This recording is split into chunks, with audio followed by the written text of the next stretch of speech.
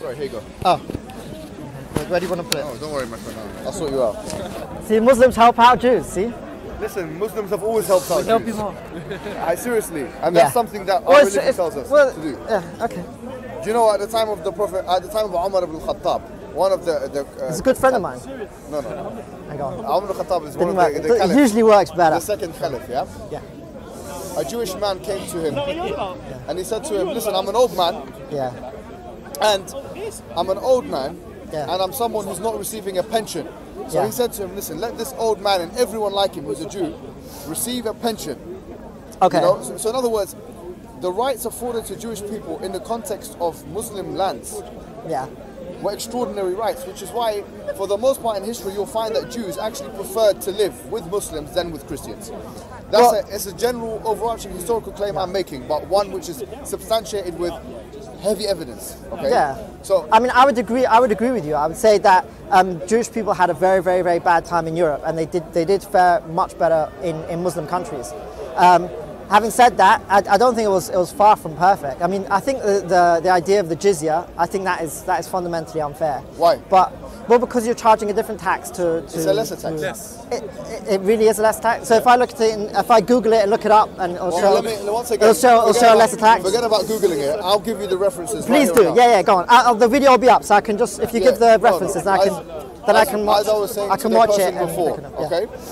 Yeah. According to the majority of Mufassirun, actually the majority that I've read, okay, that one of the only places in the Quran where the word jizya is mentioned is in chapter 9, verse 29. Okay. حتى يعطوا جزية عن يد وهم صاغرون. This verse. Yeah. Okay. Until they pay the jizya. Yeah. عن يد وهم صاغرون, they're subordinated. In other words, they are submissive to. You'll end up walking off tax. You'll end up walking off. That's I'll steal your mic. So Accidentally, look, yes. two things are being said here. Number one, the jizya here, the word jizya, okay, literally is a tax that Jews and Christians and others have to pay in the context of an Islamic governance. Yeah?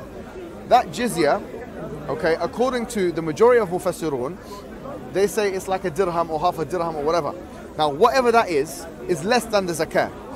Because the zakah, according to all the fuqaha, okay, or the jurists, they say it's 2.5% of the zakatul mal is 2.5%. Then you have zakat al-fitr, where you have to pay an additional amount. There's different kinds of zakat. If you have animals, you have to pay zakat on the animals.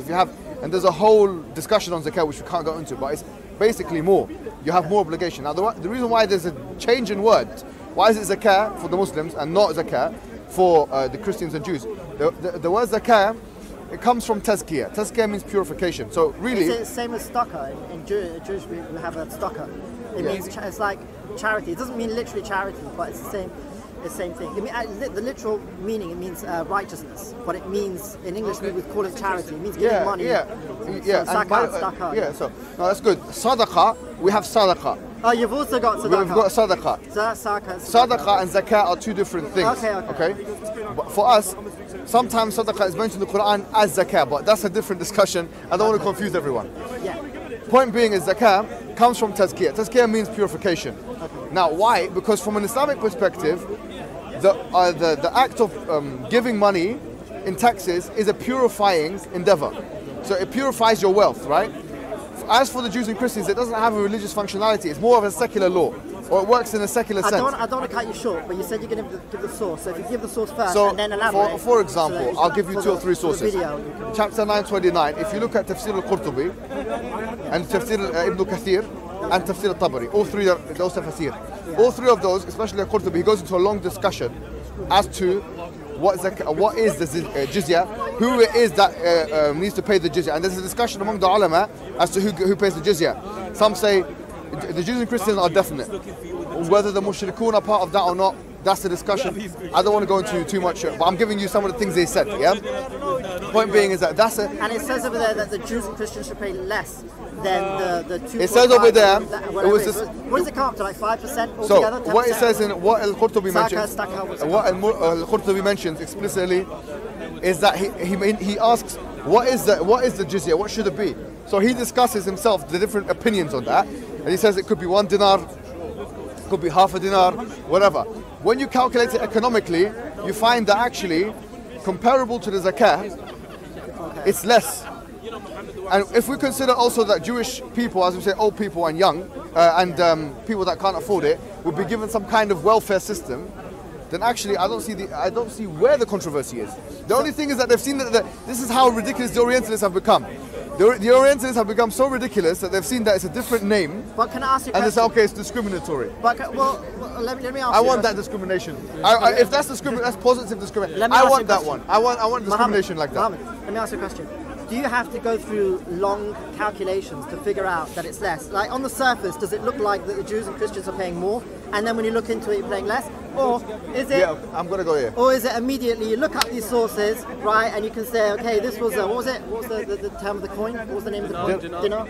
Right. Here's one dinar, and there is 5%, and you can somehow figure out that the dinar is less than 5%. Everything is.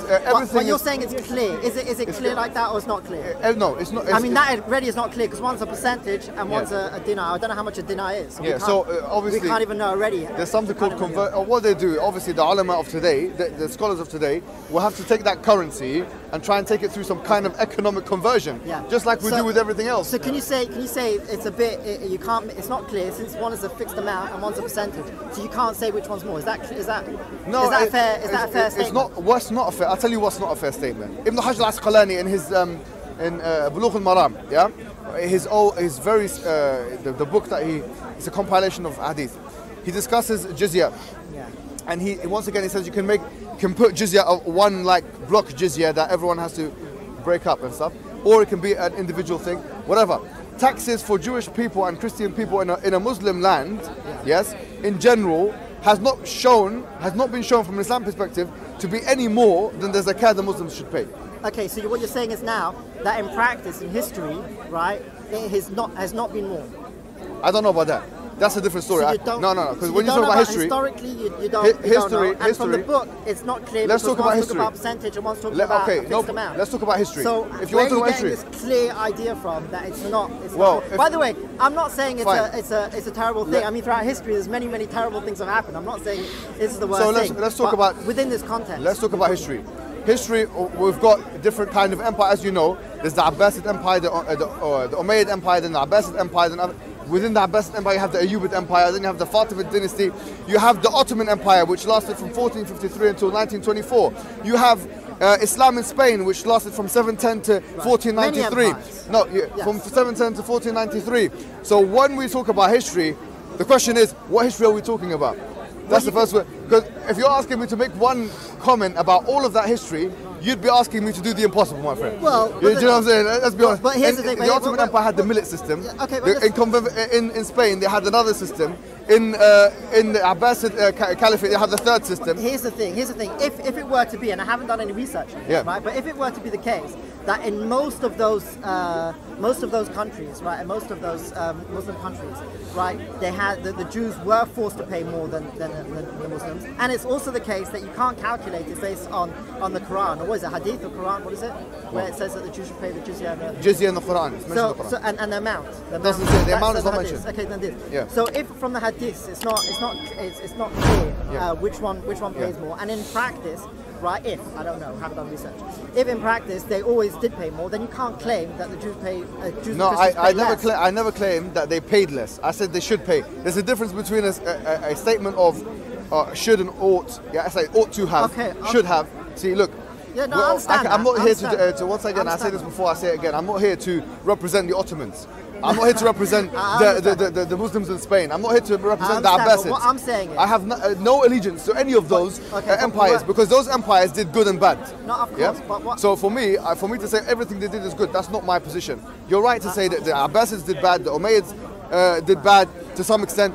What do you call it? The Muslims, the Ottomans did bad. All of those guys did bad. What's happened in this conversation is, right, I wasn't saying that the Muslims were terrible. I was just saying that there was issues. Yeah, okay. Right? I don't disagree and I with brought that. up those issues, and then you said, and that's when you started bringing about the Quran, the Hadith about that they should pay less. Right. So I've just told you.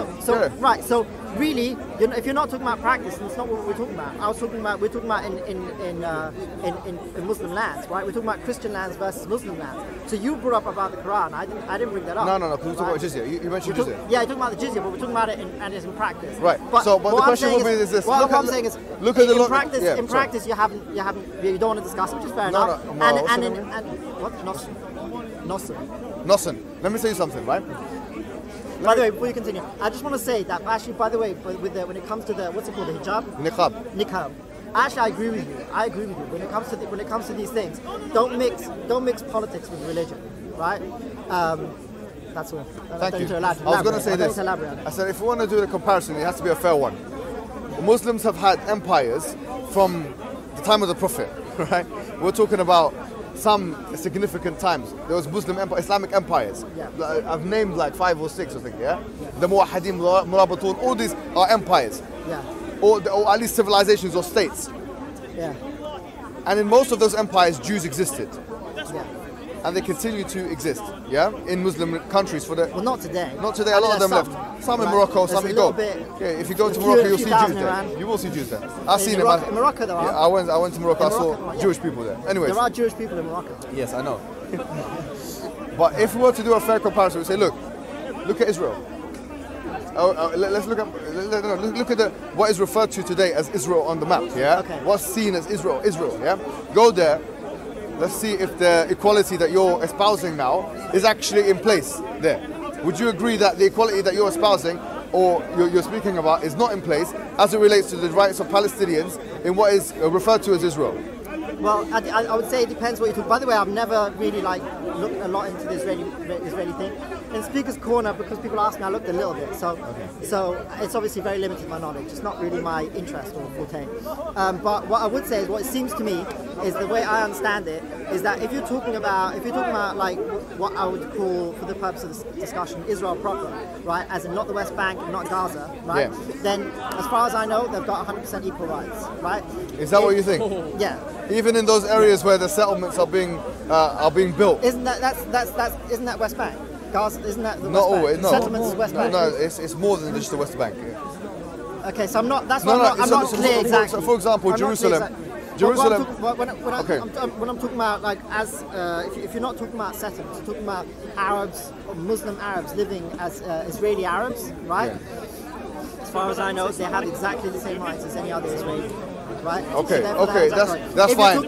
If you're talking about the West Bank, right? And I don't know exactly. No, I'm talking about What I'm talking about the system in Israel. So that what I'm saying here is this: even Haaretz, yeah, which is a national newspaper in Israel, yeah, Haaretz courageously puts forward on a regular basis the abuses that the Israeli government, yeah, basically do to Palestinian Arabs, and they're a left-wing type newspaper in Israel, and they talk about how Arabs, not even just Muslim Arabs from Christian backgrounds and Muslim backgrounds, yeah, that they are frequently basically abused by the populace, yeah, they're ridiculed, they're racially slurred, and within the Knesset, there's clear discrimination. The Knesset is the parliament in Israel. Okay. In the Knesset, you'll find that there are laws that have been passed in the past. Look at the last 10 years, especially by the Likud party, yeah, who are backed by the Shahs, who are, by the way, the Shahs are... Who's the Shahs? The Shahs, okay, the Shahs are the ultra-Orthodox Jews. The ultra-Orthodox Jews who actually are religious. I'm from ultra-Orthodox community, I've never heard of a Shah. The Shahs are those ultra-Orthodox representatives in parliament. They're called Shahs. Okay. So those guys, because it's usually a coalition party government in the Knesset, what happens is that the Shahs usually form a coalition with the Likud party, which is the reigning party now. And in almost all situations, whenever it comes to rights of Arabs generally, it's usually put underneath the feet of those individuals. Let's be honest. I am so grateful to Allah for having guided me to Islam. Sadly, I am the only Muslim in my family. It hurts me that my parents haven't accepted Islam yet, and I ask Allah to guide them. But it also gives me a special drive to work for the establishment of Islam. I don't want anyone to miss the chance of becoming Muslim. The Prophet ﷺ said that the Muslims are like one body. If you can feel my pain, Would you please help me relieve it? You are now my new family. Click the link and donate to establish this masjid and share in the reward for the message of Islam reaching the corners of Norway.